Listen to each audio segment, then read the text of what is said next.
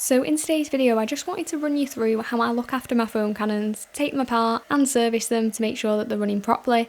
This is something that I do roughly every year with my own foam cannons, or if I notice any problems in between. So I'm going to start off by addressing one common problem that you may have with your foam cannon, and that is a leak where the foam cannon fitting sits that goes into your pressure washer gun. So this is something that I've developed with my Carscope foam Zuka foam cannon, so I'll just show you how I fix that. First of all, I'm just going to remove that 1/4 inch adapter at the back of the foam cannon. This might be different depending on what model you've got. For example, it could be a Karcher fitting or a Nilfisk one, but obviously in this case it is that 1/4 inch quick release one.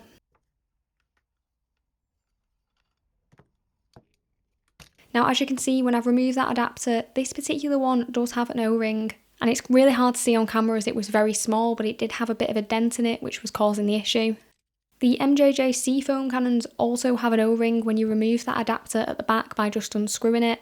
Some foam cannons don't have this O-ring, so instead you'll just need to apply some PTFE tape and that should fix the leak. So back to my foam Zuka that I was having the problems with. Now, I did just purchase a bag of O-rings on Amazon, and I'll pop a link in the description to the bag that I got. It has a few different sizes in there, so I can usually fix most things that I have an issue with. Once I'd refitted that O-ring, I just screwed it back into place and gave it a go to see if it fixed the problem, and thankfully it did. So this is a really common issue, whether your PTFE tape's got a bit gnarly or your O-ring's split. That's probably going to be the issue if you have noticed this leaking.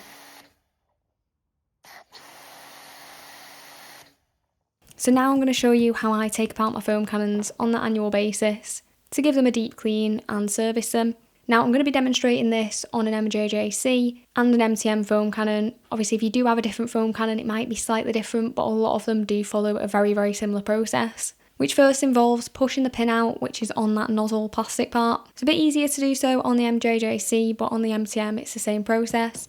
Just find something that's going to fit inside it and give it a push through. Here I'm using a small screwdriver, but ideally something with a flat edge would be better at this. And if you can't push it all the way through, then you can obviously use a pair of pliers or the mole grips, which I used in this situation on the MTM, to just pull that out the other side. Once you've done that, you will be able to release the plastic part of the nozzle and pull that off to reveal just the metal part. Now, inside that plastic part, you're going to find your foam filter, or gauze, or screen, I think some people call it. But regardless of what you want to call it, the process is going to be very similar on most foam cannons. Just push that through the nozzle and it should pop out the other side. So here again, I'm just using that small screwdriver. Now, once you've removed that gauze, you do have a couple of options. You can either clean it or you can replace it. So if you want to clean it, you'll need some kind of descaler solution, which obviously you can buy in stores, or you can make some at home using 500 ml of water with about a tablespoon of citric acid, or a 1-to-1 mix of white vinegar and water, and leave the filter in there for about half an hour. In this case though, I did just swap it out for a new filter.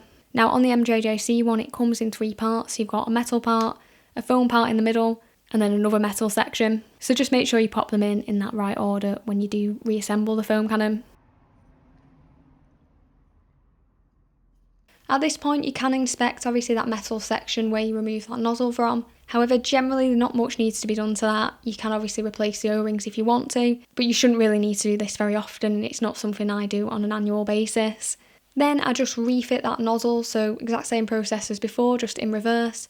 Slide it back on and pop that metal pin in, and that's just going to secure it in place.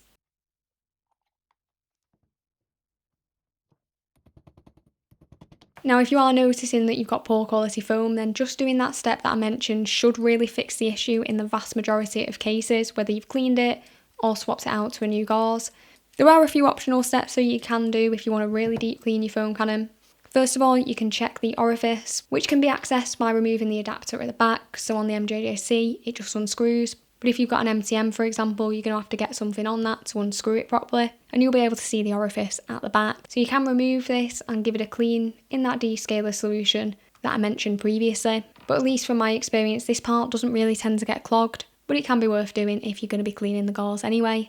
If your foam cannon also has a filter on the pickup pipe, then again, you can remove this and pop it in that descaler solution as well. Sometimes this pickup pipe can get clogged, and it's more likely that this is causing a problem than your orifice. So again, it is worth doing on an annual basis.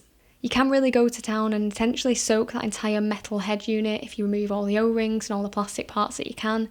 However, again, it generally isn't necessary. it's usually either the gauze, the orifice, or the pickup pipe filter that is going to be causing any issues. Now, I also did want to mention some foam cannon maintenance that I would recommend doing every single time that you use it, and that is simply to remove the bottle from the foam cannon and spray that through with water when it's still attached to your pressure washer.